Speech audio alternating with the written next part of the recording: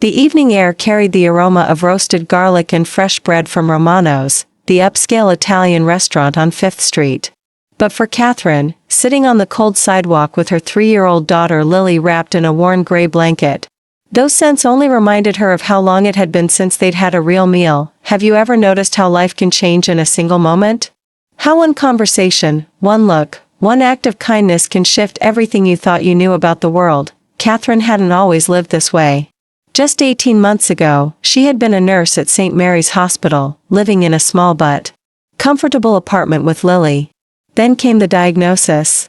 Her own battle with illness that drained her savings, cost her job, and left her fighting not just for her health, but for their very survival. Now, at 28, with her long brown hair pulled back in a simple ponytail and wearing the same green sweater she'd had for 3 years, Catherine found herself doing something she never imagined she'd have to do.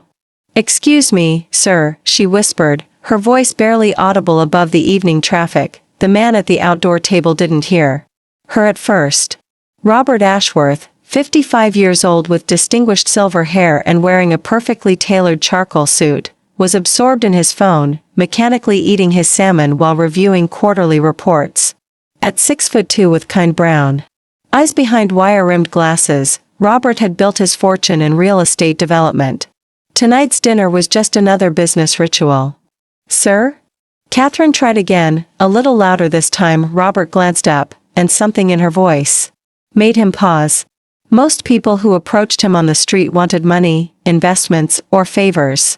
But there was something different in this young woman's tone, a dignity that caught his attention.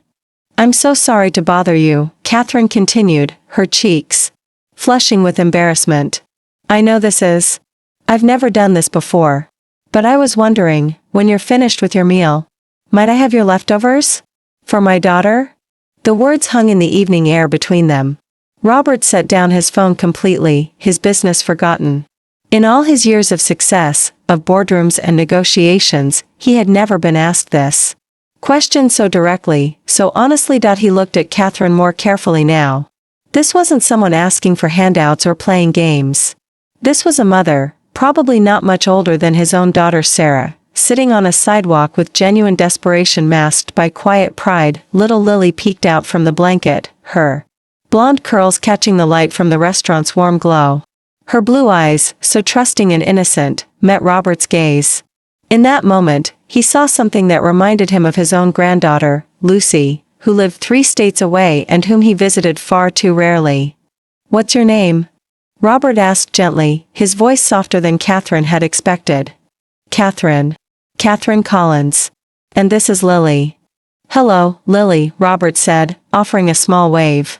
The little girl smiled shyly and buried her face in her mother's shoulder. Robert had spent decades in business, learning to read people, to assess situations quickly.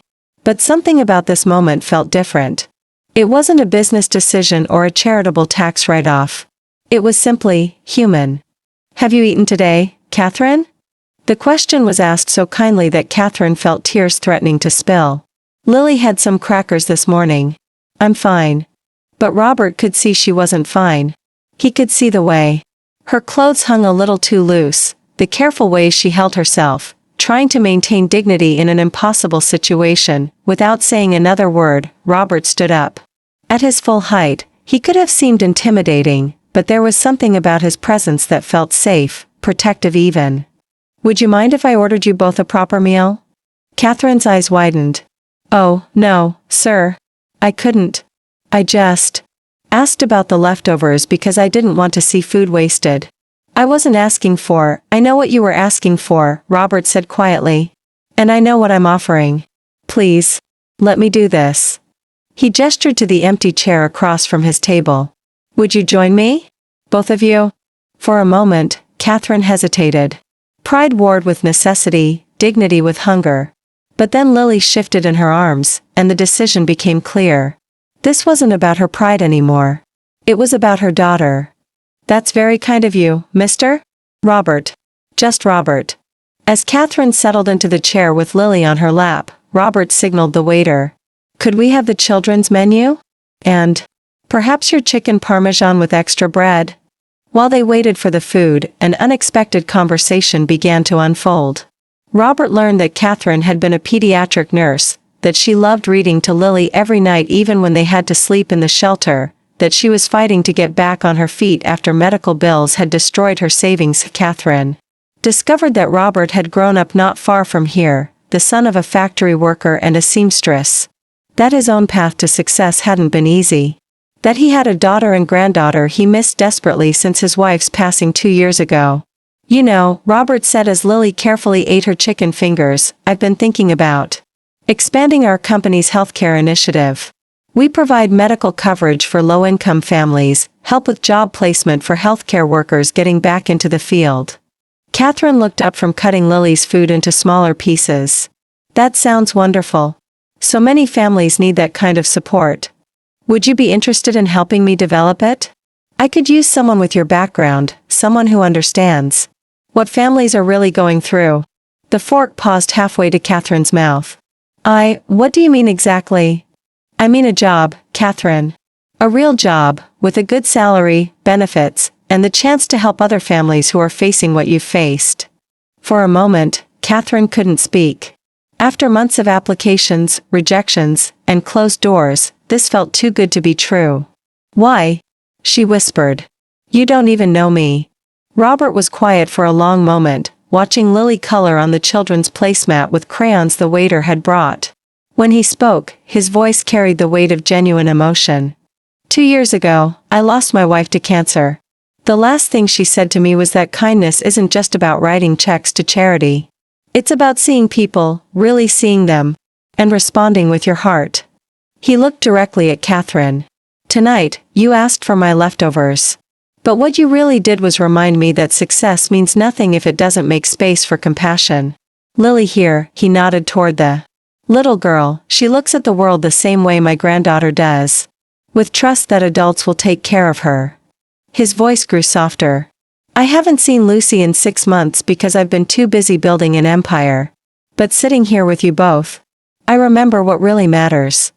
3 months later, Catherine sat in her new office, reviewing applications for the Ashworth Foundation's Family Assistance Program.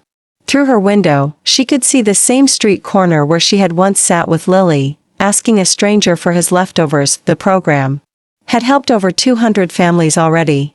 Robert had kept his word about everything: the job, the benefits, and most importantly, the chance to turn her experience into hope for others. That evening, as she picked up Emma from the company's on-site daycare, Margaret reflected on how a single moment of vulnerability had changed both their lives. Not just hers and Emma's, but Robert's too. He had started visiting his granddaughter every few weeks, had begun leaving the office earlier, had discovered that the best business decisions often came from the heart. Sometimes, Margaret thought, miracles don't look like what we expect. Sometimes, they look like one person asking for help, and another person choosing to truly listen.